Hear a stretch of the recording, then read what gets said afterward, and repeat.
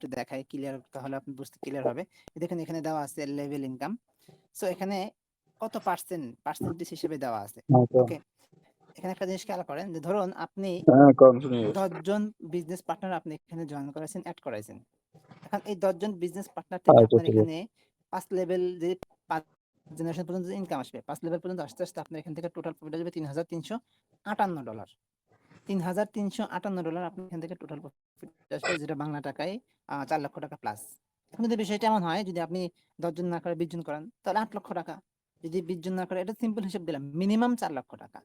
ঠিক আছে? আর যদি আপনার এখানে 50 জন পার্টনার থাকে, তাহলে সিম্পল হিসাব 4 × 5 = 20 লক্ষ টাকা। আর যদি এমন হয় যে তারা একটা, এটা তো জাস্ট একটা জমির কথা বললাম, তারা যদি 2টা 4টা 5টা 10টা জমি চাষ করে, এখন যদি সিম্পল হিসাব, তারা যদি 5টা জমি চাষ করে, তাহলে 50 × 5 মানে মানে হচ্ছে এখানে প্রায় আপনার 1 কোটি টাকার মতো। সো এই যে এখান থেকে আপনার যে প্রফিটটা আসবে, এটা হচ্ছে আপনার টিম থেকে, শুধুমাত্র আপনার টিম থেকে আসবে, শুধুমাত্র আপনার টিম থেকে আসবে এই পরিমাণ প্রফিটটা। ওকে, এটা হচ্ছে 2 নাম্বার প্রফিট, অর্থাৎ টিম থেকে আসবে। এখন বলতে পারেন যে নাফিস স্যার, যদি আমি টিম বিল্ড আপ করতে না পারি, যদি আমি টিম বিল্ড আপ আমার না থাকে, তো সিম্পল জিনিস, আপনার যদি টিম বিল্ড আপ না থাকে, তাহলে 2 নাম্বার আর্নিংটা আপনার আসবে না। অন্য আর্নিং গুলো আসবে, বাট 2 নাম্বার আর্নিংটা আসবে না।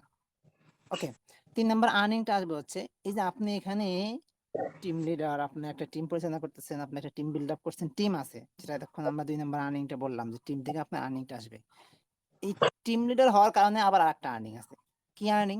যে আপনাকে এখান থেকে মাসিক একটা স্যালারি দেওয়া হবে, রয়্যালটি স্যালারি যেটাকে বলা হয়। কি বলা হয়? Royalty salary. তো এই রয়্যালটি স্যালারি দেওয়া হবে। এখানে 4টা ক্যাটাগরিতে আপনাকে স্যালারিটা দেওয়া হবে। দেখতে পাচ্ছেন 4টা ক্যাটাগরিতে 10%, 15%, 30%, 45%। এই 4টা ক্যাটাগরিতে স্যালারি দেওয়া